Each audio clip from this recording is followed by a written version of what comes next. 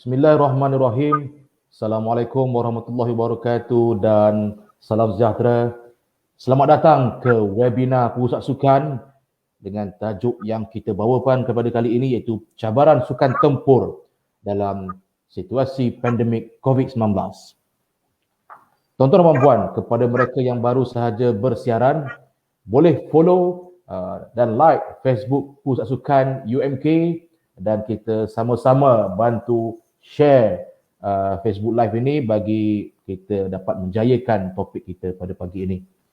Okey, untuk tajuk yang kita akan bincangkan pada kali ini, cabaran sukan tempur dalam semasa situasi pandemik, kita bawakan 3 panel khas yang mana mereka ini mempunyai kepakaran dalam sukan tempur yang masing-masing. Itu kita menjemput dan mempersilakan Encik Ahmadi Haji Nordin, Pengarah Pusat Sukan Universiti Malaysia Sabah UMS, merangkap pengurusi permainan sukan taekwondo. Apa khabar Encik Ahmadi?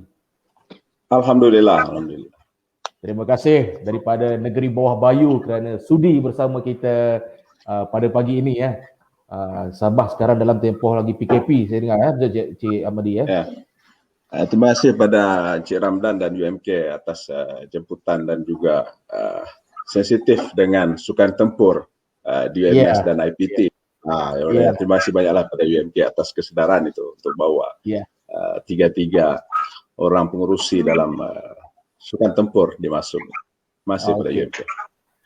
Dan seterusnya kita menjemput dan mempersilakan Encik Azli Pudin, Pengarah Pusat Sukan Universiti Tun Hussein Onn Malaysia, merangkap pengurusi permainan bagi sukan pencak silat. Apa khabar Encik Azli daripada Johor? Baik, alhamdulillah. Terima kasih Cik Ramdan dan juga UMK kerana sudi menjemput kami lah untuk sebagai sebagai panel dalam webinar kali inilah. Terima kasih banyak, alhamdulillah. Alright, okey. Dan panel ketiga kita menjemput dan mempersilakan daripada Universiti Pertahanan Nasional Malaysia, Encik Razlan Shah bin Muhammad Rabi'i, Ketua Pegawai Belia dan Sukan Akademi Kecergasan Pertahanan UPNM, merangkap pengurusi permainan bagi sukan karate. Apa khabar Encik Razlan?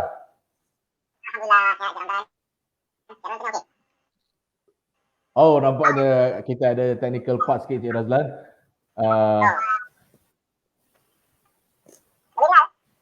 Dia menjadi suara yang agak kartun sikit Encik Razlan. Macam mana sekarang okey? Okey, alright. Cantik Encik Razlan. Kita nak cuba test dulu kan. Encik Razlan pagi-pagi sudah berjenaka dengan kita dan telah mendapat vaksin saya dengar staf daripada UPNM. Tahniahlah. Alhamdulillah. Kami baru mendapat vaksin. Ya, betul. Okey. Itu dia ketiga-tiga panel kita pada pagi ini. Jadi kita mengucapkan ribuan terima kasih kerana sudi hadir dapat bersama kita dalam webinar Pusat Sukan UMK, cabaran sukan tempur dalam situasi pandemik. Antara objektif dia ialah kita nak memberi ruang untuk kita membincangkan isu sukan tempur sepanjang pandemik COVID-19 ini, yang mana SOP masih belum membenarkan sukan tempur diadakan bagi tujuan pertandingan. Dan juga webinar ini merupakan platform perkongsian kepakaran di antara UMK dan pusat universiti awam yang lain. Selain itu juga kita ingin menyokong dan melaksanakan program pemasukan bagi melahirkan the thinking athlete. Kepada mereka yang baru sahaja bersiaran, boleh follow dan like Facebook Pusat Sukan UMK dan kita sama-sama pakat share link yang telah disediakan untuk kita memberi maklumat kepada awam lebih banyak lagi. Okey. Mungkin kita boleh pergi kepada topik yang pertama kita, perancangan sukan tempur di peringkat IPT dan MASUM saya rasa. Untuk itu kita menjemput dan mempersilakan Encik Azli Pudin, pencak silat. Mungkin apa perancangan sukan tempur pencak silat ni Cik Azli di peringkat IPT? Okey, terima kasih Cik Ramdan. Okey, seperti yang sukan-sukan yang lain lah. Yang pertamanya kita mensasarkan atlet. 30% atlet kan pencak silat IPT ni daripada 30% daripada atlet nasional adalah atlet IPT. Kan, itu melahirkan 3 atlet lah. So itu yang memang objektif kita yang utamalah selaku mewujudkan PST dan juga di bawah Masum. Kemudian kita juga sebenarnya cuba memastikan bahawa silat ini subur di IPT. Kan, silat ni seperti kita tahu dia adalah seni bela diri bangsa Melayu. Kan, memang warisan kita daripada bertahun-tahun kerajaan-kerajaan yang lama dan sebagainya.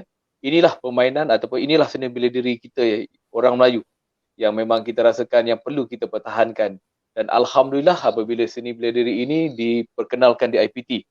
Dan dahulu pada peringkat awalnya kalau kita lihat hanya beberapa IPT sajalah, daripada 6 IPT, kemudian berkembang di 12, 18 hinggalah kepada 21. Dan setiap IPT kita lihat memang ada pencak silat ni lah. Kan, kita memang kita berhajatlah agar setiap IPT ni memang ada silatnya sendiri, dan kita juga mengharap bukan setakat di universiti tapi juga di politeknik, di college community, silat ni terus wujudlah. Dan apa yang penting sekarang ni adalah silat ni bukan saja dilihat sebagai satu bentuk sukan kan yang kita dah ada pertandingan, tetapi juga di dalam bentuk macam orang kata lifestyle. Maknanya ada di dalam setiap universiti tu ada kelab-kelab yang mengajukan silat, ada core kurikulum silat dan sebagainya lah. Jadi dalam Masum kita memang kita memang tekankan, maknanya silat ini adalah sebagai salah satu sukan utama yang mendapat tempat di kalangan para pelajar. Itu memang kita memang kita sasarkanlah, alhamdulillah lah, dan dibantu oleh dengan KPT. Jadi bila ada PST silat ni, maknanya perkembangan silat tu makin baiklah di IPT Malaysia. Okey, terima kasih Cik Azli atas kata permulaan kita punya pada hari ini.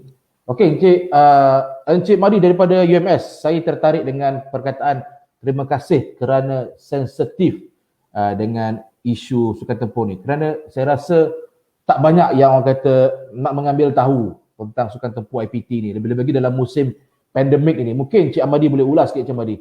Kenapa seolah-olahnya seperti sukan-sukan lain, sukan tempur ni banyak memberi pulangan medal tapi tidak diberi perhatian sepenuhnya. Mungkin Cik Ahmadi boleh ulas sikit.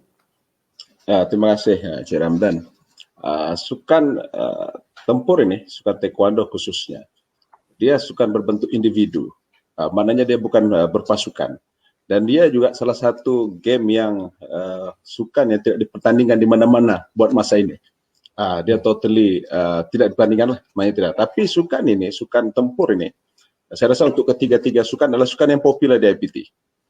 Bila kita pertandingkan seacara ini, dia hampir seluruh acara itu akan penuh. Maknanya begitu popular sukan ini. Sebab dia sukan ini ada dua bentuk. Satu mengejar tali pinggang, satu untuk pertandingan. Maknanya dia dua bentuk yang berbeza. Satu untuk mempertahankan diri, satu untuk pertandingan. Maknanya dia tetap popular untuk semua sukan. Jadi bila keadaan pandemik ini datang, maknanya sukan ini antara yang terkesan teruk. Sebab macam Cik Azli mention tadi, sukan ini perlukan satu physical contact. Untuk training, untuk pertandingan dia perlukan totally physical contact. Jadi bila datang pandemik ini merupakan satu musibah yang tidak bagus lah untuk sukan tempur ini, khususnya taekwondo. Namun sukan ini maknanya jurulatih di luar itu terpaksalah buat satu evolusi baru, satu kaedah baru latihan untuk memastikan atlet ini bila terbuka ruang untuk pertandingan, mereka bersedia. Bukan hanya rehat, maknanya terus bersedia untuk mempersiapkan diri ke satu-satu pertandingan yang akan diadakan di masa depan. Itulah saya rasa yang menjadi cabaran buat masa ini kepada sukan-sukan tempur. Dan jurulatih juga banyak mengadakan kelas-kelas secara online. Mungkin hasilnya tidak 100%. Tapi sekurang-kurangnya boleh membantu atlet mempersiapkan diri untuk persiapan masa depan. Itu saya dulu. Okey, terima kasih Encik Ahmadi atas kupasan tadi. Sebagai semua maklum, mahu atau tidak, sukan tempur ini harus berada di venue, harus berada di ground, harus berada di pusat latihan. Tetapi kerana situasi pandemik, semua itu tak dapat dilaksanakan secara bersemuka, secara fizikal. Dan orang kata langkah terbaik yang digunakan mungkin adalah menggunakan kaedah atas talian latihan, tapi tidak mencapai objektif yang dimahukan. Jadi pendapat Encik Razlan yang mana sebelum ni pernah mewakili Malaysia, membawa pasukan Karate-Do Malaysia ke peringkat sukan C, ke sukan Universiti ASEAN, bagaimanakah kaedah pelaksanaan latihan atlet buat masa ini untuk sukan Karate-Do? Mungkin Cik Razlan boleh ulas sikit, Cik Razlan. Okay, terima kasih Cik Ramadan. Seperti mana tadi Cik Azli dan Cik Ahmadi beritahulah. So memang sukan tempur ni kita punya masalah daripada segi latihan lah. Seperti mana semua tahu sukan silat, taekwondo dan karate ni merupakan contact sport. So semasa pandemik ni, so kita hanya boleh menjalankan latihan secara online. So setiap atlet hanya merekodkan video and then coach akan bagi training apa, specific training yang atlet perlu buat, and then atlet hanya boleh untuk record saja and then send through WhatsApp ataupun Telegram lah. So dengan cara itu saja yang coach dan atlet boleh hubung lah. Untuk makluman Cik Ramdan juga dan semualah, even though atlet negara pun diorang semasa PKP tu diorang berada di rumah. So diorang tidak berkampung di MSN lah. So agak restrict lah latihan diorang lah. So saya nampak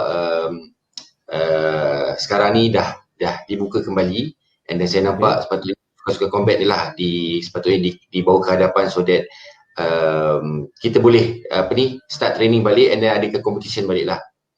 Itu yang saya nampak lah, banyak kekangan lah semasa pandemik tu. So adakah kem latihan Karate-Do kebangsaan telah bermula, Encik Razlan?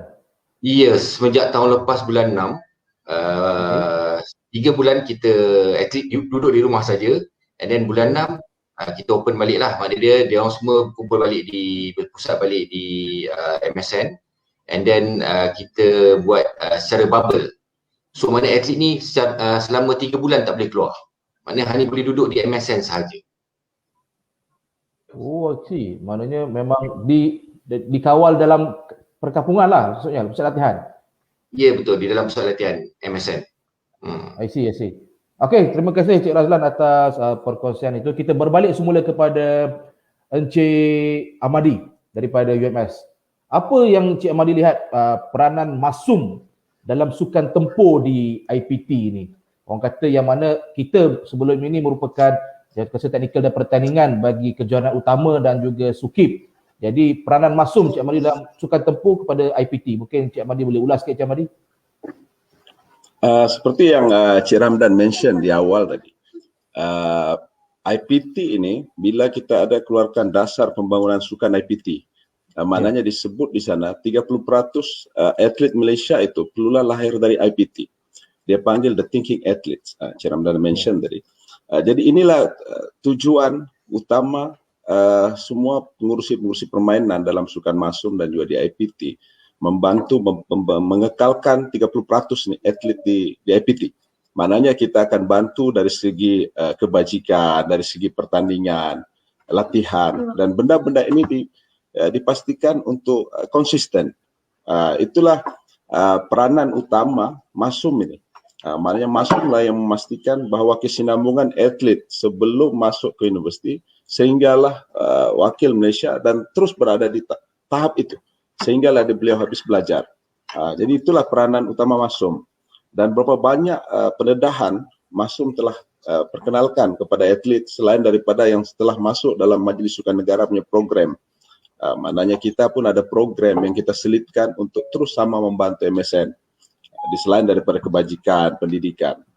Itulah yang Masum telah laksanakan, dan juga beberapa perbincangan dengan Majlis Sukan Negeri masing-masing untuk meletakkan setiap atlet di negeri pun akan masuk ke dalam Masum punya program untuk menambahkan bilangan yang 30% tadi.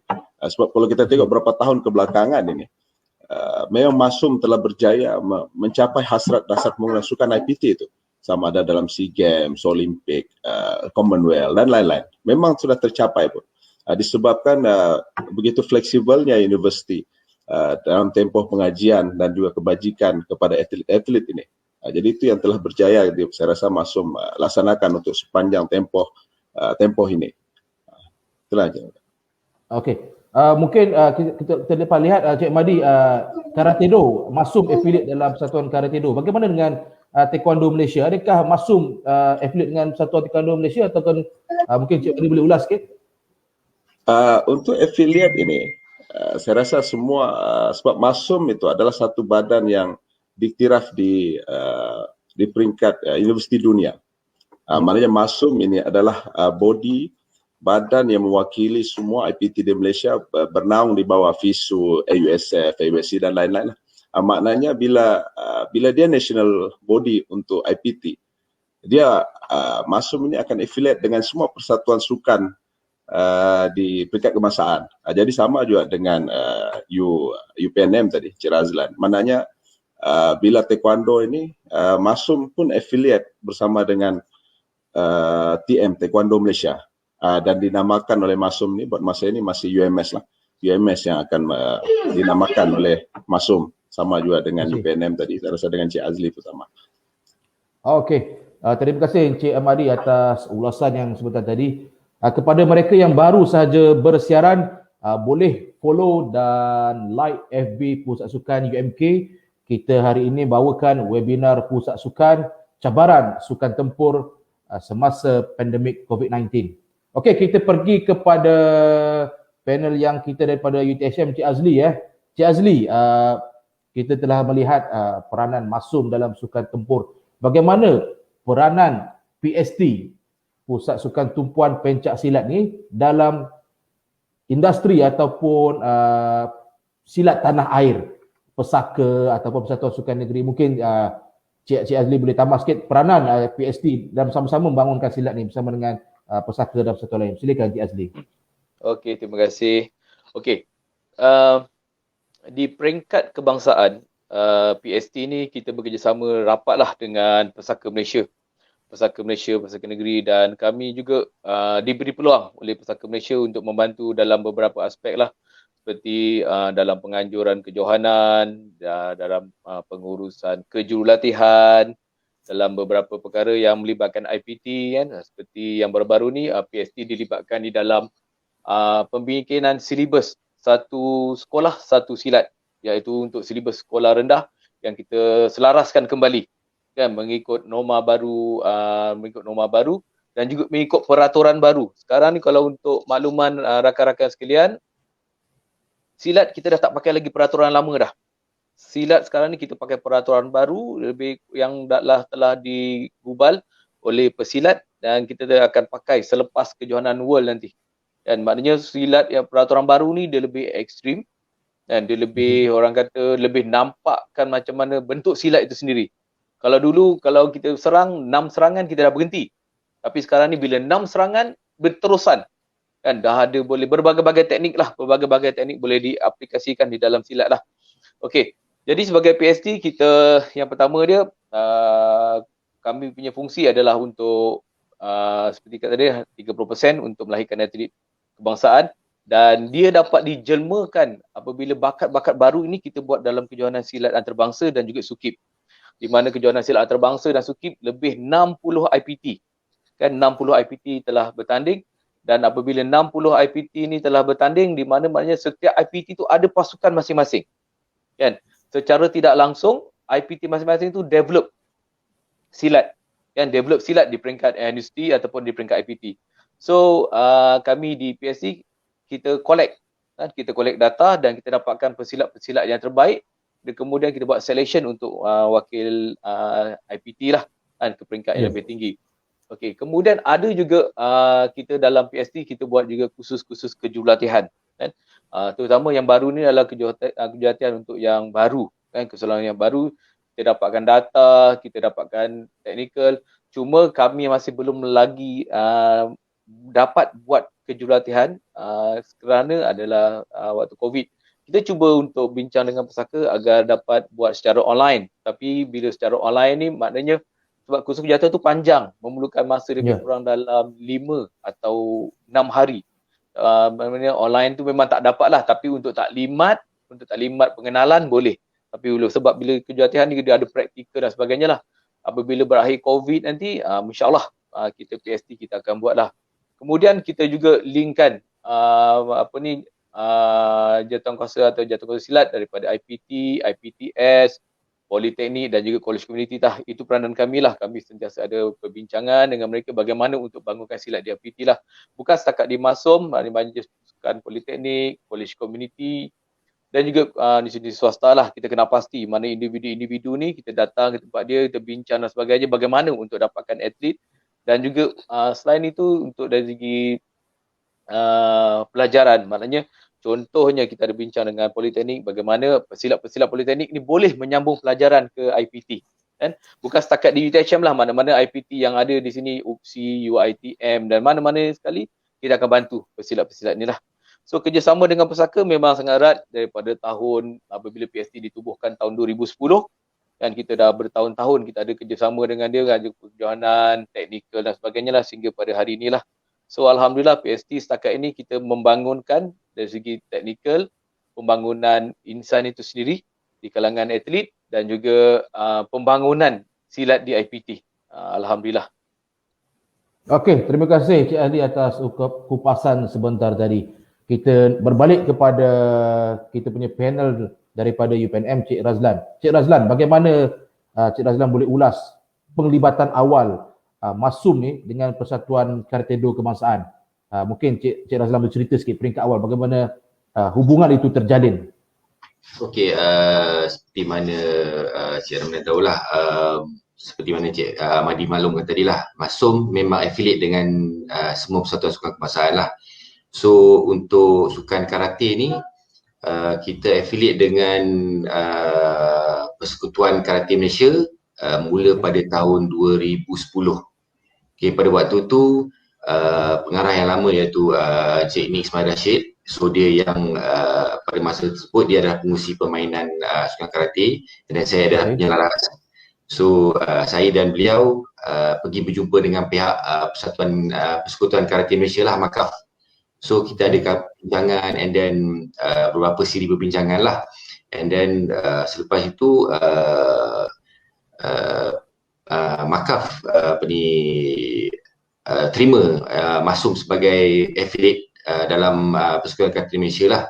So and then sejak daripada tahun 2011 kita dah menjadi salah satu persatuan lah, maknanya Masum ni adalah persatuan di dalam MAKAF. So kita berjaya aktif di dalam MAKAF lah. So mengadakan beberapa kursus-kursus latihan and then kita adakan. So untuk dari segi pemilihan atlet pun, pemilihan atlet AUG pun kita mohon bantuan daripada MAKAF lah. So and then bermula tahun 2015 pihak iaitu Masum lah, mana Masum sendiri pengurusi permainan karate sendiri telah diberi penghormatan lah untuk menjadi pengurus pasukan kebangsaan lah sehingga sekarang lah. So sekarang ni saya adalah untuk menemani Cik Ramdan, saya adalah pengurus pasukan kebangsaan. At the same time, insyaAllah pada bulan 6 ni saya akan ke Paris untuk kelaikan Olimpik lah, karate ni kelaikan Olimpik. Terdapat 2 orang atlet kita, 2 orang atlet IPT lah yang akan bertanding semasa kelaikan Olimpik tersebut. Ya, itu orang kata satu penghargaan buat UPNM dan Masum. Saya rasa sama-sama kita doakan kejayaan bagi pasukan karate. Okey, terima kasih Encik Razlan. Kita kepada mereka yang baru sahaja bersiaran, kita sekarang berada di webinar pasukan dengan tajuknya cabaran sukan tempur semasa pandemik COVID-19. Okey, saya nak tanya Encik Madi daripada UMS. Kita dapat lihat sukan tempur ini, setiap universiti awam, setiap IPT ada orang kata portion medal masing-masing. Tak pernah gagal. Baik daripada universiti yang besar dan universiti kecil, ada atlet-atlet yang membawa medal any color orang kata untuk IPT masing-masing. Saya tanya pendapat Cik Madi. Kerajaan telah mengumumkan salah satu faslin ke universiti awam ke IPT ialah melalui tiket sukan atlet tadi. Apa pendapat Cik Madi tentang faslin tadi? Ini sebenarnya satu ruang yang dulunya atlet tidak dapat. Ini saya rasa satu ruang kerajaan appreciate sumbangan atlet kepada Malaysia. kepada negara. Jadi melalui ruang inilah atlet itu bukan hanya lepas dia menyumbang keringat, menyumbang penat letihnya itu, habis takat itu. Maknanya ada beliau atlet pada masa kini, dia ada segulung ijazah, diploma, apa-apa satu benda yang lesen lah. Untuk kereta ni mungkin macam lesen memandu, yang dia boleh guna ke mana-mana. Maknanya dia satu reward kepada beliau yang belajar mungkin 8 tahun, 9 tahun di universiti untuk graduate, dan ada satu, selain menyumbang kepada Malaysia, dia ada satu benda yang hasil dia dapat dalam pengorbanan itu. Jadi ini fast lane ini adalah satu benda yang sepatutnya dimaksimumkan oleh semua atlet, dan inilah usaha di Masum yang kita terus bawa bersama dengan unit sukan di KPT.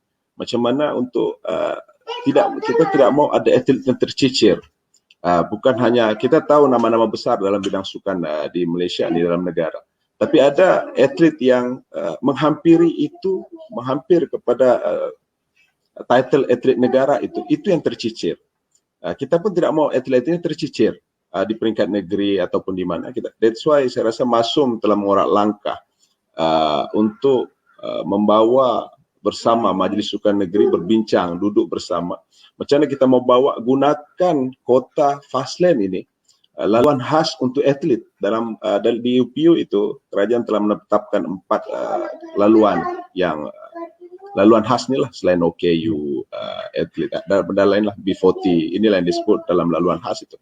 Jadi kita tidak mau bila kita dibagi laluan khas, tapi yang guna laluan khas itu 1-2 orang saja.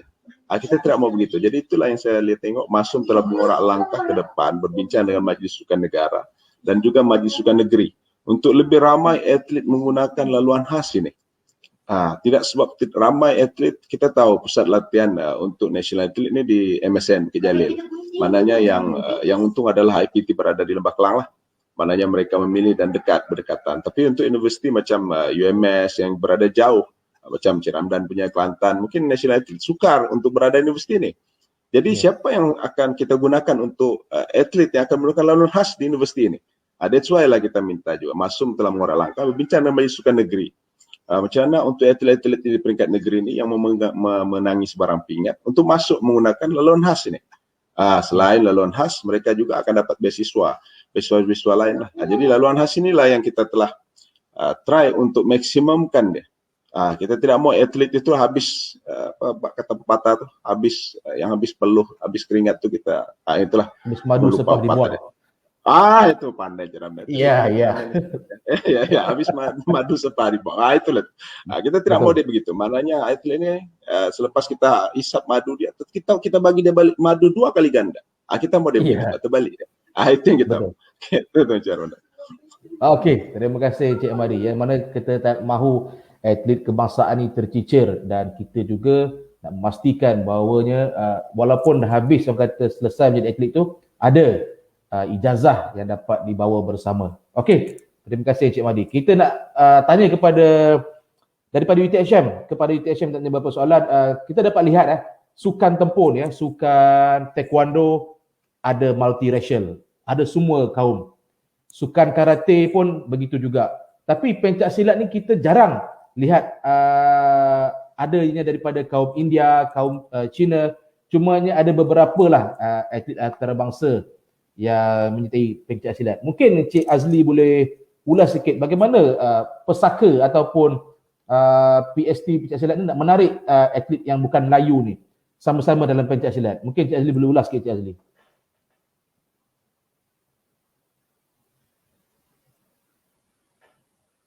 Saya rasa Cik Azli mungkin ada gangguan teknikal lah. Okey, tak apa. Sementara kita menantikan Cik Azli gangguan teknikal tu, kita ingin bertanyakan kepada Encik Razlan daripada UPNM bagi sukan karate. Bagaimana persediaan AUG 2022 ni, pasukan karate IPT? Mungkin Cik Razlan boleh ulas sikit. Berkenaan persediaan pasukan karate menghadapi AUG 2022 yang akan diadakan di Thailand pada tahun hadapan. So kita So daripada segi persediaan pasukan karate sendiri, buat masa sekarang ni pemilihan sudah dijalankan pada tahun lepas, and then kita akan top up juga pada tahun ni jugalah. So and then Sukip akan dijalankan pada bulan 2 tahun depan. So kita masih ada masa lagi lah untuk buat preparation. Untuk makluman Cik Ramlan dan semua, alhamdulillah atlet kebangsaan sekarang ni kebanyakannya semua adalah atlet IPT. So ia lebih memudahkan pasukan karate lah untuk mendapat atlet-atlet di kalangan atlet kebangsaan. Yang bukan atlet kebangsaan pun kita akan buat selection jugalah. So kita akan tengok pada Sukip tahun hadapan. So macam mana performance atlet-atlet, and then kita akan bawa masuk dalam tim lah. Okey, Cik Razlan, terima kasih. Adakah karate menjadikan platform seperti kejuaraan sukan masum ataupun Sukip tu salah satu platform pemilihan? Ya, betul. Kalau ikutkan daripada sebelum ni terrekod, memang kita buat selain daripada masum, Sukip adalah salah satu platform lah untuk kita buat pemilihan. And then pada masa yang sama, untuk makluman semua, kita pun ada data-data daripada pihak Persekutuan Karate Malaysia. So yang mana yang atlet-atlet yang berada di IPT atau IPTS yang lain lah. So kita akan kumpulkan dan kita akan buat pemilihan yang asing lah. So ada beberapa siri pemilihan yang kita akan buat lah. So tapi untuk AG tahun hadapan memang kita dah siapkan, memang kita dah ada list of atlet. And then Sukip adalah pertandingan terakhir lah untuk atlet-atlet membuktikan mereka layak untuk mewakili Universiti Malaysia lah untuk AUG 2022. Terima kasih Cik Razlan. Saya rasa Encik Azli daripada UTHM mungkin ada gangguan teknikal sedikit. Cik Azli, masih tak apa, kita masih menunggu Encik Azli untuk menyelesaikan masalah teknikalnya. Kita pergi kepada Encik Madi daripada UMS. Encik Madi. Okey, sukan taekwondo. Sukan taekwondo ni dah lama kita orang kata bersama dengan sukan taekwondo ni. Jadi sebelum ni UMS pernah melantik jurulatih daripada Korea, negeri kelahiran taekwondo itu sendiri. Bagaimana kaedah pelantikan itu, mungkin boleh share kepada umum universiti awam jika ada yang ingin mengendaki kata nak lantik jurulatih bukan tempatan ni. Mungkin Cik Amadi boleh tambah sikit, Cik Amadi. Jurulatih daripada luar negara ni, saya rasa lebih kurang kita ambil pembantu rumah lah kali ya, Cik Ramlan. Saya rasa lah, kurang lah. Maknanya lebih kurang begitulah. Saya rasa mungkin yang lebih pakar mungkin UPM, UiTM. Cuma UMS berpeluang, macam Cik Ramlan mention, melantik seorang jurulatih daripada luar negara, Korea, tempat lahirnya taekwondo itu. Tapi bukan satu proses yang mudah. Maknanya bila kita bawakan nama Korea saja, dan bila di Malaysia pula, Korea ini biasa buat sedikit terutamanya pelacuran dan lain-lain. Dan kebetulan pula coach yang kita bawa ni nice, cute. Jadi jadi cabaran lah.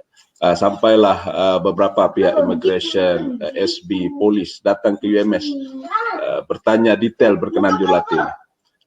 Maknanya begitu seriusnya dorang dengan bila kita sebut mau ambil jurulatih daripada Korea. Tapi itu adalah cabaran dia. Tapi prosesnya begitu straightforward saya rasa. Makanya kita hantar ke immigration permohonan untuk melantik beliau dengan bayaran levy, bayaran kontrak, semua kena detail out dengan immigration. Jadi immigration yang akan perhalusi. Cuma yang saya mention tadi, bila immigration melihat daripada Korea menjadi cabaran kepada UMS untuk memperakukan sukan taekwondo itu memerlukan jurulatih daripada Korea.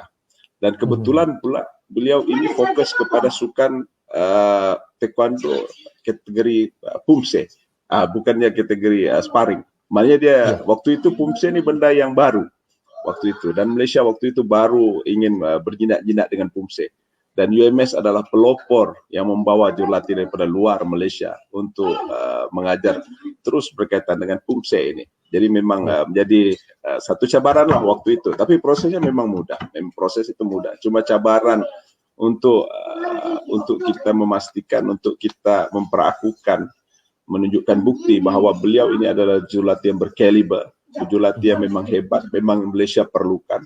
Jadi itu menjadi cabaran. Tapi once sekali dia masuk untuk menyambungkan kontrak itu tidak ada masalah.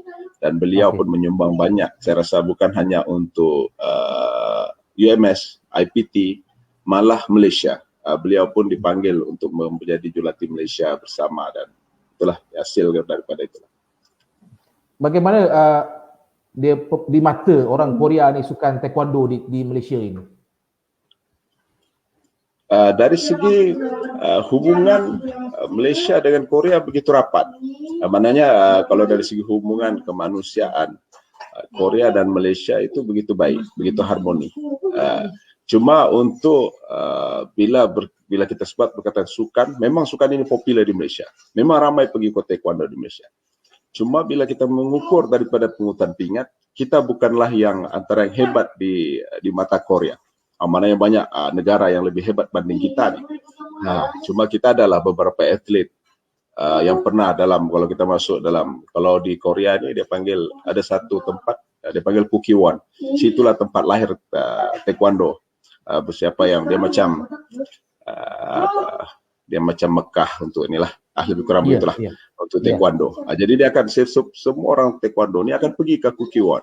Jadi adalah beberapa atlet Malaysia yang terpampang gambar di sana. Ada juga lah atlet kita yang pernah menang Junior Championship, World Championship, beberapa yang pernah masuk di sana lah.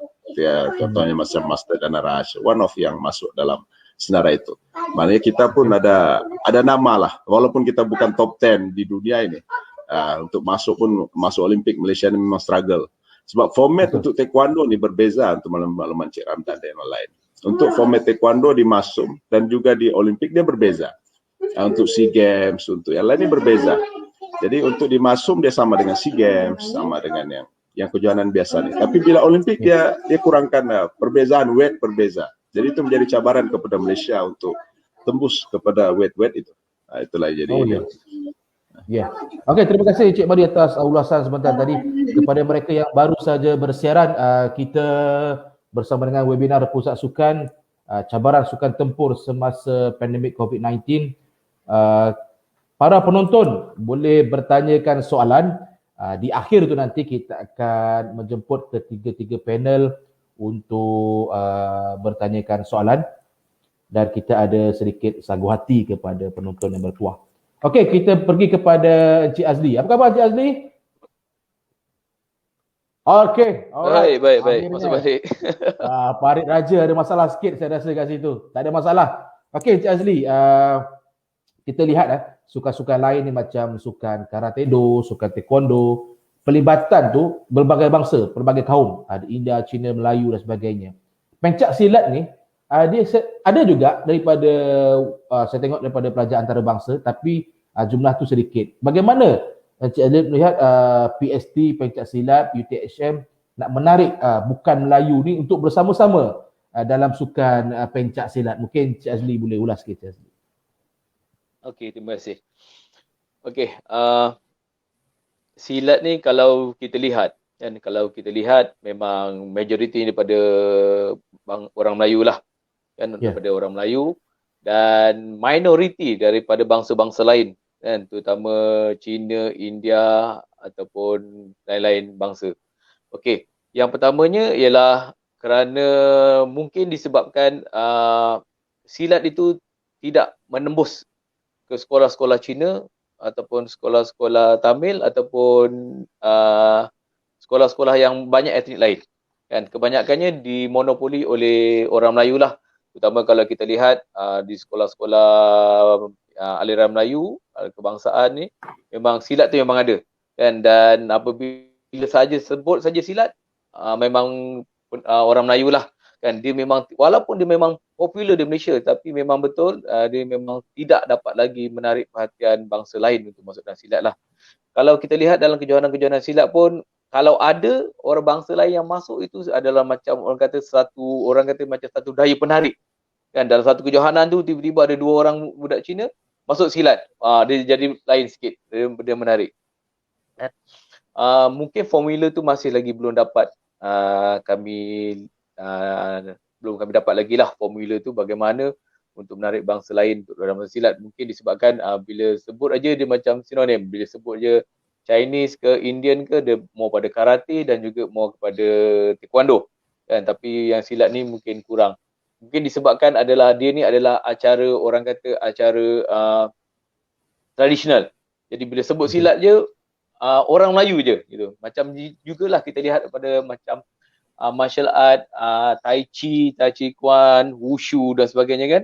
Ada juga orang Melayu yang masuk tapi tidak ramai kan. Mungkin dibelenggukan oleh orang kata sentimen lama, iaitu adalah seni bela diri yang lebih tertumpu kepada etnik lah.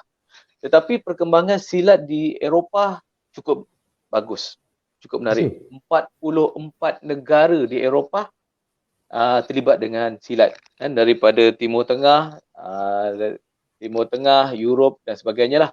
Kalau kita lihat di Eropah terutamanya macam di Belgium, di UK kan, pencak silat ni ramai peminat. Dan juga kalau kita lihat guru-guru silat ni bukan sahaja datang daripada Indonesia, Malaysia, tetapi di barat mereka sendiri telah jadi guru silat. Mak Saleh tu dah jadi guru silat kepada grup dia orang. Itu perkembangan silat di Europe lah kalau kita dapat lihat. Cuma macam betul juga yang seperti moderator kata, macam di Malaysia ni dia masih belum pecah monopoli lagi lah. Masih lagi dimonopoli oleh bangsa Melayu. Alright, terima kasih Cik Azli atas kupasan itu tadi. Kita nak tanya juga berkenaan dengan pencak silat Cik Azli. Road to AUG 2022, apakah persediaan PST, pencak silat, masum dan sebagainya? Bagaimanakah platform pemilihan atlet? Mungkin Cik Azli boleh ulas sikit Cik Azli. Okey, terima kasih. Okey, untuk Road to AUG 2022, padanya ikutkan AUG pada tahun ni kan, tak salah saya. Ya. Yeah. Tapi disebabkan COVID, kita terpaksa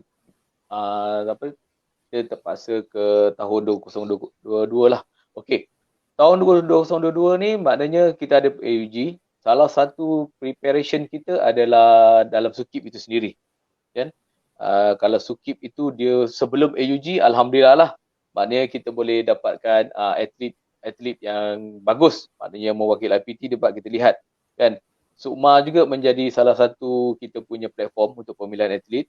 Tetapi pada peringkat awal ini, apa yang kita buat, kita sebab masum yang kita tak ada pertandingan masum dalam masa beberapa tahun ni. Okey. Jadi apa yang kita buat, kita dapatkan data atlet daripada IPT berdasarkan kepada pusat sukan dan juga coach yang kita kenal. Kan? Kita collect, kita panggil semua, list nama pelajar-pelajar ni semua kita dah ada. Apa yang kita buat, coach yang kita lantik ini kita minta kita pantau. Dan kita pantau latihan secara online dan sebagainya. Memang betul macam seperti pendek-pendek yang lain daripada taekwondo dan karate kata memang sukar sebenarnya apabila kita buat latihan secara online. Memang tak dapat 100% impak. Kan? Maknanya kita lihat dari kecergasan dan sebagainya. Kita coach tak dapat melihat. Maknanya coach kalau dapat lihat pun lihat dalam bentuk video dan sebagainya.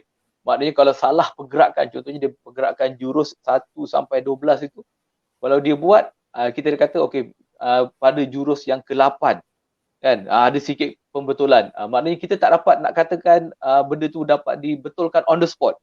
Maknanya selepas kita tengok video, kita buat. Jadi pelajar pun terpaksa lihat satu persatu. Kalau macam secara fizikal ni kita dapat lihat, okey, salah gerak ni kita terus stop, betulkan di situ dan disambung balik gerakan. Jadi apa yang kita buat sekarang ni adalah secara virtual lah, latihan secara virtual. Dan selepas secara virtual, untuk latihan yang lain tu kita buat secara fizikal. Fizikal ni secara online, maknanya coach akan pantau dari segi itu, dan penyelaraskan kami yang akan laksanakan dari segi latihan dan sebagainya lah, saudara Hazrin lah, kita panggil boy. So dia akan buat penyelarasan atlet semua sekali daripada macam mana nak laksanakan. Dan next kita akan buat satu kursus silat peraturan baharu kepada pelajar. Sebab kita jangkakan pada tahun 2022 AUG akan menggunakan peraturan yang baru. Dia tidak akan gunakan peraturan yang lama. So ini juga satu perkara yang jadi kami punya cabaran lah. Maknanya kami kena ajar pesilat IPT ni peraturan baru dan kita akan kembangkan di peringkat IPT lah.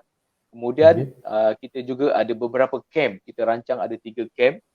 Selain daripada camp AUG yang proceed oleh KPT, kita ada prepare 3 camp. 3 camp ini adalah yang kita khas untuk preparation AUG lah, insyaAllah. Okey, terima kasih Cik Azli. Diharapkan orang kata pencak silat ini dapat membawa pulangan medal lah bagi contingent camp Malaysia, insyaAllah. InsyaAllah. Okey, kita pergi kepada Negeri Bawah Bayu UMS Encik Madi Nordin. Saya ingin bertanyakan satu soalan. Kita lihat sebelum ni senario yang berlaku rata-rata pemilihan pengurus bagi AUG tu antaranya dipilih daripada PST dan PKS. Ada setengah tu masih lagi PKS, PST pun sekarang mungkin belum lagi dapat dilakukan secara sepenuhnya. Jadi tapi untuk kali ini UMS tidak dipilih sebagai pengurus pasukan taekwondo untuk AUG. Apakah rasionalnya dan apakah orang kata respon daripada UMS sendiri bila perkara itu tidak berlaku? Yang mana kita lihat sebelum ni Masum ni abang. Okey, orang kata abang dia lah orang utama yang akan dapat. Jadi mungkin Cik Ahmadi boleh tambah sikit macam ni. Ya, abang mungkin dapat adik tiri baru Ramdan. Jadi itulah UMS tu nanti. Dia taekwondo dulu dia daripada PKS sejarahnya. Taekwondo daripada PKS turun kepada PST. Bila melihat pencapaian taekwondo ni bukan saja masalah pingat di kemarau, pingat di peringkat Masum, di peringkat AUG, dia sampai ke peringkat SEA Games, sampai ke peringkat Sukan Commonwealth. Kita memang sukar mendapat pingat dalam sukan taekwondo ni. Jadi that's why kita ada penurunan daripada PKS kepada PST dan sekarang dia di bawah PIKAT. PIKAT sekarang dia diletakkan di bawah since Poli meletakkan lebih ramai coach, lebih ramai jurulatih, dan di setiap negeri ada jurulatih Poli. Jadi dia melantik Poli adalah pengurus kepada PIKAT. Jadi bila saya rasa pun tidak ada masalah bila bukan UMS yang dipilih sebagai jurulatih, bukan dipilih sebagai pengurus, sebabnya yang lebih dekat dengan atlet itu adalah Poli. Pengurusan Poli lebih dekat dengan atlet bila mereka lebih banyak meletakkan jurulatih di hampir semua negeri. Jadi itulah yang menyebabkan mereka dilantik menguruskan PIKAT buat masa ini. Cuma peranan UMS adalah dengan Persatuan Sukan Kebangsaan dan juga teknikal di peringkat IPT ini. Mananya Sukib dan lain-lain masih di bawah jagaan UMS. Tapi bagi saya ini sebab kita melihat perubahan senario. Kita ada perbezaan di antara Masum, pengelolaan kejohanan di peringkat AUG, WUG dan juga SEA Games. Kita ada perbezaan. Bila kita melihat SEA Games bila MSN melantik seorang HOD, chef de mission contohnya. Jadi bila dia melantik chef de mission, jadi chef de mission yang akan membentuk kabinetnya. Dan untuk semua persatuan sukan dia yang akan menamakan jurulatih manager masing-masing. Sama ada dia kategori A atau kategori B ataupun kategori C, dia dinamakan. Maknanya oleh persatuan sukan. Tapi kita berbeza. Kita di peringkat Masum, di peringkat IPT dengan adanya KPT, keadaan itu berbeza, memang totally berbeza. Jadi perbezaan itulah yang kita kena adapt slowly. Sama ada kita menggunakan kaedah MSN. Sekarang kita belum jumpa kaedah terbaik. Sama ada kita menjadikan kaedah MSN ada kaedah terbaik ataupun kaedah yang sedia ada ini adalah kaedah terbaik. Maknanya KPT pun mempunyai peranan dalam pemberian melantik jurulatih ataupun pengurus yang dirasakan bersesuaian untuk sukan-sukan tertentu. Itu perbezaan. Jadi itulah wujudnya keadaan sedia sekarang ni lah. Tapi untuk UMS saya rasa tidak menjadi satu masalah untuk bila Poli MSP Majlis Sukan Politeknik dilantik sebagai pengurus bagi sukan taekwondo di AUG akan datang. Itu saja. Okey, terima kasih Cik Madi. Kita nak bertanya kepada Encik Razlan daripada UPNM. Cik Razlan, kalau kita melihat sukan karate do ni sebenarnya Qatar juga memainkan peranan penting. Adakah orang kata fokus tu kepada sparring saja ataupun Qatar juga diambil kira untuk kelayakan Olimpik dan sebagainya? Mungkin Cik Azlan boleh cerita sikit. Untuk makluman Cik Ramdan lah, dalam sukan karate ni dia ada dua seperti silat dan taekwondo lah. Untuk karate, kata dan komite. So kata ni yang lebih kepada seni, komite lebih kepada sparring lah. So dua-dua kategori ni memainkan peranan penting lah, memainkan peranan penting dalam pengurutan pingat pasukan lah.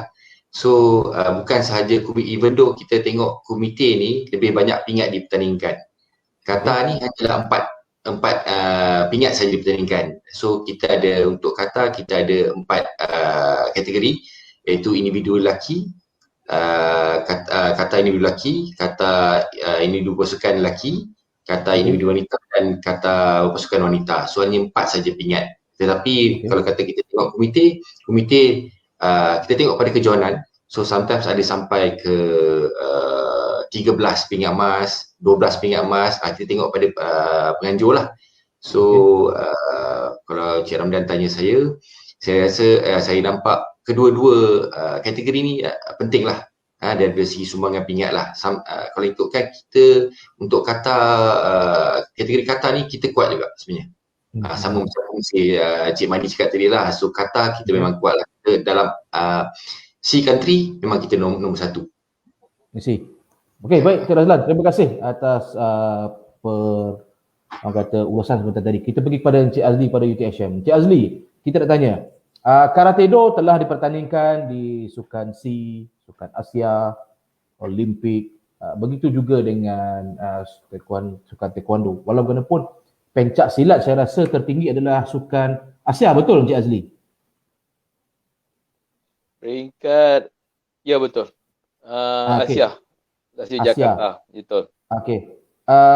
Apakah pesaka ataupun mungkin dalam konteks pesilat tanah air ni mempunyai perancangan ataupun Persatuan Silat Asia ada untuk membawakan sukan pencak silat ni di kejohanan Olimpik, yang mana kalau ada Olimpik selalunya ada sukan di peringkat University Championship ataupun Universiad. Mungkin peranan ada perancangan untuk membawa pencak silat ni ke lebih tinggi lagi.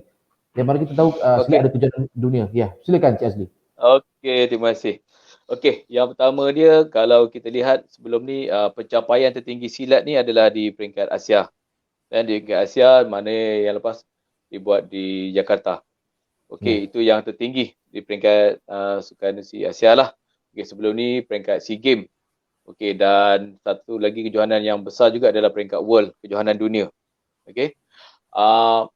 Perancangan persilat iaitu Persatuan Silat Antarabangsa yang sekarang ni berada di Indonesia bersama dengan pendiri-pendiri iaitu daripada Malaysia pesaka, daripada Singapura pesisi dan juga daripada Brunei, 4 pendiri ini telah merancang untuk bawa silat ini ke peringkat Olimpik. Salah satu cara dia untuk pergi Olimpik ini adalah dengan mengubah peraturan. Sebab kalau kita lihat silat ni memang dalam bentuk subjektif, kan? Dalam bentuk subjektif, sama ada silat seni ataupun dalam olahraga. Olahraga tu memang ada sedikit subjektif lah, kan? Dari segi kadang-kadang kita tak nampak pertandingan. Jadi apa yang pesilat buat pada kali ini adalah dia membuat peraturan baru silat. Peraturan baru ini yang lebih orang kata lebih nampakkan di mana silat itu sebenarnya, kan, meletakkan silat itu sebagai satu bela diri yang lebih orang kata lebih praktikal dan juga lebih efisien. Jadi apabila peraturan baru ini dibuat, salah satu dia adalah roadshow ke Olimpik sebenarnya. Next time Olimpik. Ini dalam proses lah, maknanya mempromotkan silat dan sebagainya. Untuk pergi ke Olimpik, beberapa negara ataupun benua ni perlu ada silat, kan, seperti belah Timur, Timur Tengah dan sebagainya. Jadi usaha-usaha inilah yang dibuat oleh pesilat, termasuk juga daripada negara kita pesaka bantu wujudkan dekat Uzbekistan, Kazakhstan dan sebagainya. Mana belah Europe dah ada, kemudian di Jepun dah ada, di blok-blok timur ni dah ada. Jadi apabila lengkap ke semua 6 benua ni, barulah kita akan layak untuk propos silat ke peringkat Olimpik lah. Itu yang saya tahu tentang perkembangan silat, yang mana road tour dia untuk menjadikan sebagai silat ni ke Olimpik. Salah satunya dia akan kukuhkan dulu di peringkat Asia Pasifik dan juga di peringkat Asia. Itu peranan yang dimainkan oleh pesilat, pesaka dan 4 negara pendiri yang lain lah. Di peringkat IPT kita menyokong apa-apa minta bantuan ke, minta apa dan sebagainya, kita menyokong perkembangan silat di peringkat antarabangsa. Bagaimana dengan orang kata jumlah atlet IPT yang dalam national team? Mungkin Cik Azli boleh tambah sikit, Cik Azli. Okey. Atlet IPT dalam national team sebelum ni memang kita lebih pada kuartal lah, lebih daripada 30%. Pada peringkat awal tim nasional kita ada beberapa lah pesilat daripada UiTM, daripada UTM sendiri, daripada UPSI dan sebagainya. Okey, apabila berlaku COVID ni, maknanya event tak dapat berjalan dengan banyaknya. Jadi atlet-atlet yang ada ni ada tinggal atlet-atlet senior lah. Ada yang dah habis dan sebagainya. Jadi lebih kurang tak salah saya dalam tinggal 3 orang saja atlet IPT dalam tim nasional lah. Tapi apabila kita berjaya besok, selesai kita punya COVID, kita berjaya laksanakan event, peringkat SUKI, peringkat silat TPM dan sebagainya, mungkin atlet IPT itu akan bertambah kembali lah dalam tim nasional lah, insyaAllah. Okey, terima kasih Encik Azli. Kepada Encik Razlan, kita nak tanya soalan kepada Encik Razlan. Encik Razlan, apakah pencapaian tertinggi Karate Do IPT atau Karate Do dalam orang kata sukan yang dipertandingkan? Yang paling tinggi lah pernah Karate Do capai? Sukan Asia lah. Sukan Asia lah. Ya, Sukan Asia. Sebab Olimpik, untuk melawan Cik Ramdan dan sebut, Olimpik ini kali pertama dipertandingkan. So kita pun ini kali pertama dipertandingkan di Japan lah, Tokyo tahun ni. So paling tinggi adalah Sukan Asia lah. And at the same time kita juga ada seperti silat World Championship lah. So World Championship pun atlet negara pun ada yang meraih pingat di World Championship, and then atlet IPT juga pernah memenangi pingat di World Championship lah. Itu antara yang terbaik lah, pencapaian terbaik yang kita boleh maklumkan pada semua lah. And then untuk kalau kata seperti sukan SEA Games, saya rasa Malaysia adalah pasukan yang terbaik lah. Sudah 4 edisi menjadi johan keseluruhan untuk SEA Games. And then untuk daripada segi IPT, ramai sekarang ni alhamdulillah ramai atlet-atlet negara yang berada di IPT. Seperti di UPM sendiri pun kita ada 3 orang atlet kekuasaan, and then di UPM, di UM, di USM dan juga di Politeknik lah. So lebih kurang sekarang ni saya rasa dalam lebih kurang dah 50% atlet kekuasaan terdiri daripada atlet IPT. So sasaran untuk Karate Do di AUG 22 ini dan orang kata saingan rapat negara yang kata memberi tangan hebat siapa, Encik Razlan? Seperti yalah tuan rumah lah, sebenarnya tuan rumah lah. So Thailand lah. And then kalau kata kita tengok dalam SEA Games pun Thailand adalah saingan rapat kepada kita lah. Untuk daripada segi medal susah nak dijangka sebab kita tak tahu lagi berapa acara ataupun kategori yang dipertandingkan, dan belum finalize lagi. So sasaran dia adalah 3 pingat emas lah. Alright. Terima kasih Encik Razlan atas kupasan dan ulasan sebentar tadi. Kepada mereka yang baru saja bersiaran, kita berada di ada soalan. Apakah persiapan dan perjalanan untuk atlet diserapkan program sukan tempur di IPT daripada Muiz Azmi? Apakah persiapan dan jurulatih untuk atlet untuk diserapkan program sukan tempur IPT? Kita pergi kepada Karate dulu, mungkin boleh jawab persiapan jurulatih untuk atlet nak diserapkan dalam tim IPT. Persiapan jurulatih buat masa sekarang ni saya rasa agak susah sikit disebabkan pandemik COVID-19 ni. So daripada kita akan base daripada tahun 2019 punya pencapaian lah. Dari 2019 punya pencapaian. So daripada jurulatih ni saya rasa pun agak susah sikit lah. Kalau kita tengok pasukan kebangsaan sendiri pun persiapan pasukan kebangsaan pun agak terganggu. So apatah lagi untuk kita sendiri di IPT. So kita ambil daripada pencapaian 2019 lah untuk kita serapkan kepada masuk dalam sukan tempur di IPT lah. Okey, pencak silat pula bagaimana Cik Azli? Sama jugalah seperti Cik Razlan dan yang saya beritahu tadilah, maknanya kita pakai based on data. Kita based on data yang lama, maknanya masih lagi ada pesilat-pesilat senior lah. Kita masih lagi belum ada pesilat junior selepas 2 tahun kita tak dapat laksanakan kejohanan masum, selection dan sebagainya. Walau bagaimanapun sebagai jurulatih memang kita memang push. Maknanya yang pertama dia pastikan fitness kekal, dari segi kecergasan, dari segi semua aspek-aspek kecergasan tu lah. 6 komponen tu kita pastikan clear. Dan jika ada ruang untuk selection, kalau katakan COVID ni terus berlangsung, maknanya kita akan buat selection, kita akan minta kebenaran lah daripada masuk sendiri, kita buat ataupun daripada KPT, maknanya kita buat selection lah, kita ada kena buat safety bubble sendirilah untuk select saja untuk tim ni lah jika dah dekat dengan AUG dan sebagainya. Alright, jadi harapan Cik Azli untuk sukan pencak silat dalam situasi pandemik ni, bagaimana harapan Cik Azli? Mungkin tambah sikit Cik Azli. Okey, saya sebenarnya kalau untuk pencak silat ni yang saya harapkanlah memang kita ada dapat satu ruang untuk buat selection awal. Sebab kalau macam katakan kita nak buat selection pada tahun 2022 peringkat awal tahun tu tinggal lagi dalam 6 bulan saja. Itu masalah lah. Kalau kita dapat pada pertengahan tahun ini, pada lepas bulan 6, bulan 7, kalau keadaan COVID dah reda, kalau kita boleh buat game, kita buat selection pada tahun ni awal, maknanya kita ada masa lebih kurang dalam setahun lebih lah untuk kita get ready lah. So kalau macam kalau katakan Cik Razlan pula gimana Cik Razlan? Cik Razlan. Cik Razlan masih di situ? Halo Cik Razlan.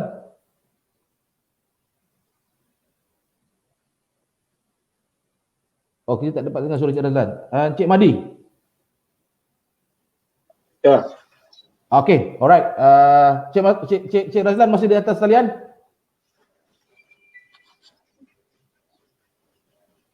Kita tak dapat mendengar suara Cik Razlan. Adakah mic Cik Razlan di mute kan? Okey. Alright. Cik Razlan, harapan Cik Razlan untuk sukan Kartedo bagi IPT dan Universiti Awam khususnya. Ya, harapan saya seperti mana Cik Azli jugalah, supaya latihan pertandingan dapat dijalankan, and then bagaimana cara kita nak laksanakan tu kita perlu bincang lah bersama-sama, sebab kita boleh adakan secara bubble macam Azli cakap tadi lah. So kita perlu acara bubble ni memerlukan kos yang agak tinggi, sebab kita perlu mengumpulkan semua atlet yang ada, and then kita perlu pusatkan di satu tempat, and then kita akan buat selection lah. So hari ni kita perlu bincang lah dengan pihak Masum, and then pihak KPT, and then khususnya pihak MKN dan KBS lah, macam mana satu cara untuk kita laksanakan program-program tu lah. Kita mencari solusi terbaik lah orang kata ya. Okey, kepada UMS. UMS kalau kita faham sekarang adalah PKPD. Jadi mahu atau tidak mereka terpaksa bekerja di rumah. Jadi situasi bekerja dari rumah ini dengan anak-anaknya, dengan keluarganya. Okay, kita faham situasi itu. Jadi kita nak tanya pendapat Encik Ahmadi Nurdin daripada UMS untuk kita rangkumkan keseluruhannya secara kita dapat rumuskan apa Cik Ahmadi dapat lihat cabaran sukan tempur ni masa pandemik ni. Mungkin kita dapat ulas untuk keseluruhannya. Silakan Cik Ahmadi. Saya mengulas lah Cik Ramdan. Satu tas berat ya. Secara dasarnya pandemik ini bukan suatu benda yang disukai untuk saya rasa semualah. Untuk terutama sukan tempur ni satu benda, untuk taekwondo ni satu macam bala kepada, sebab sukan ni adalah satu industri. Maknanya bila kita sebut industri, yang terkesan itu bukan hanya IPT. Maknanya terkesan itu adalah pemain industri dalam sukan. Cetak baju, buat medal, ya coach, kalau taekwondo ni gym taekwondo, dia semua terkesan. Maknanya bila pandemik ini datang, keseluruhan industri taekwondo itu terkesan. Jadi ini semua orang taekwondo mengharapkan semua orang follow SOP itu dengan sebaiknya, supaya nombor itu akan berkurang dan boleh dibuka semula. Macam Cik Razlan mention tadi, bila kita gunakan bubble, dia perlukan satu kos yang besar. Dan tidak berbaloi untuk semua gym ini gunakan konsep bubble. Maknanya bubble ini untuk yang player yang banyak duit lah. Kalau MSN untuk bubble boleh untuk national athlete. Tapi untuk yang small group dia tidak boleh buat bubble sport bubble ni. Dia memerlukan satu kos yang besar. Jadi menjadi harapan kepada player-player dalam industri taekwondo ni agar pandemik ini berlalu dengan cepat. Vaksin dapat disegerakan dengan lebih cepat supaya kita dapat merancangkan semua industri sukan, terutamanya taekwondo. Banyak anak-anak daripada yang terencat daripada bel merah mau lompat bel itu, semua bel itu terencat daripada dulu hampir 2 tahun kita terkesan oleh pandemik ini. Jadi kita mengharapkan pembahagian vaksin itu dipercepatkan untuk semua industri sukan beroperasi macam biasa. Jadi itulah yang menjadi harapan, dan banyak pertandingan menjadi tempat untuk semua atlet ini dipilih. Jadi macam tadi kita melihat bila AUG dibawa ke tahun 2022 pun menjadi cabaran kepada kita. Sebab kita tidak ada pertandingan dalam masa yang terdekat. Buat masa ini pun Masum telah merancang untuk mengadakan sukan tempur macam Pumse lah, yang seni kata dalam taekwondo secara maya. Secara maya. Jadi itu yang boleh dibuat lah. Untuk yang sparring memang satu benda yang sukar. Tapi untuk yang bunga seni dan seni-seni ini bolehlah. Itu usaha yang kita buat untuk maintain sukan ini. Tapi memang menjadi satu cabaran yang begitu beratlah untuk semua player dalam industri sukan. Itu sajalah cerita. Baik, terima kasih Encik Ahmad Nurdin daripada UMS atas orang kata rangkuman keseluruhannya cabaran sukan tempur semasa pandemik COVID-19. Mahu atau tidak, sukan tempur ini harus berada di ground, harus berada di venue, harus berada di lokasi latihan kerana dia adalah body sport combat dan melibatkan body contact sebenarnya. Jadi kita sama-sama mengharapkan pandemik COVID-19 ini akan dapat selesai, dapat tamat, dan kita sama-sama dapat mengaktifkan semula sukan tempur di Universiti Awam ini dari IPT, dan kita mendoakan agar urusan kita dipermudahkan. Jadi dari peringkat urustia bagi webinar pasal sukan ini, kita mengucapkan ribuan terima kasih kepada Encik Ahmadi Nurdin daripada UMS. Terima kasih Encik Ahmadi. Okey, terima kasih Encik Azli Pudin daripada THM, dan juga Encik Razlan Shah daripada UPNM di atas sudi hadir berkongsi pendapat dalam webinar Pusat Sukan Cabaran Sukan Tempur semasa pandemik COVID-19. Jadi patuh kepada SOP, kita akan bertemu lagi dalam siri webinar yang akan datang. Saya host anda, kita jumpa lagi. Assalamualaikum. Terima kasih. Waalaikumsalam. Waalaikumsalam.